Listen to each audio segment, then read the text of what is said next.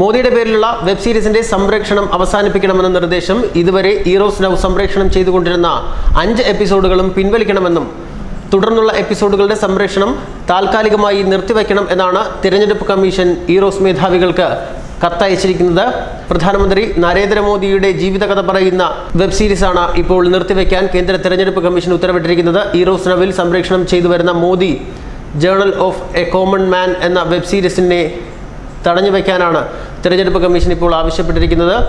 രാജ്യത്ത് പൊതു തെരഞ്ഞെടുപ്പുമായി ബന്ധപ്പെട്ട പെരുമാറ്റച്ചട്ടം നിലനിൽക്കുന്ന സാഹചര്യത്തിൽ വോട്ടർമാരെ സ്വാധീനിക്കുന്ന തരത്തിൽ രാഷ്ട്രീയ ലക്ഷ്യങ്ങളോടെ രാഷ്ട്രീയ നേതാക്കളുടെയും പ്രസ്ഥാനങ്ങളുടെയും ജീവിതമോ ചരിത്രമോ സ്വാധീനിക്കുന്ന രീതിയിൽ ഇലക്ട്രിക് മീഡിയ വഴി പ്രദർശിപ്പിക്കുന്നത് വിലക്കൊണ്ടെന്ന് ചൂണ്ടിക്കാട്ടിയാണ് വെബ് സീരീസ് സംപ്രേഷണം തിരഞ്ഞെടുപ്പ് കമ്മീഷൻ ഇപ്പോൾ നിർത്തിവച്ചിരിക്കുന്നത്.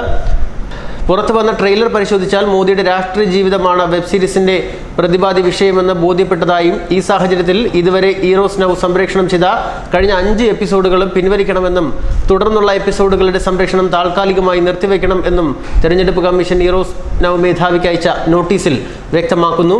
അതുപോലെ തന്നെ PM നരേന്ദ്രമോദി എന്ന പേരിൽ മോദിയുടെ ജീവചരിത്രം ആസ്പദമാക്കി നിർമ്മിക്കുന്ന ചിത്രം റിലീസ് ചെയ്യുന്നത് നേരത്തെ തിരഞ്ഞെടുപ്പ് കമ്മീഷൻ വിലക്കിയിരുന്നു. ഇതിന് പിന്നാലെയാണ് മോദിയുടെ പേരിലുള്ള വെബ് സീരീസും കമ്മീഷൻ തടയുന്നത്. മോദി സിനിമയുടെ റിലീസ് തടഞ്ഞതിനെ തിരഞ്ഞെടുപ്പ് കമ്മീഷന്റെ നടപടി ചോദ്യം ചെയ്ത് ചിത്രത്തിന്റെ അണിയറ പ്രവർത്തകർ സുപ്രീം കോടതിയെ സമീപിച്ചിരുന്നു. എന്നാൽ തെരഞ്ഞെടുപ്പ് പെരുമാറ്റച്ചട്ടത്തിന്റെ ലംഘനമാണെന്ന് ചൂണ്ടിക്കാട്ടി പ്രധാനമന്ത്രി നരേന്ദ്രമോദിയുടെ ജീവിതകഥ പറയുന്ന PM നരേന്ദ്രമോദി തിരഞ്ഞെടുപ്പ് കമ്മീഷൻ പൂർണ്ണമായും വിലക്കുകയായിരുന്നു.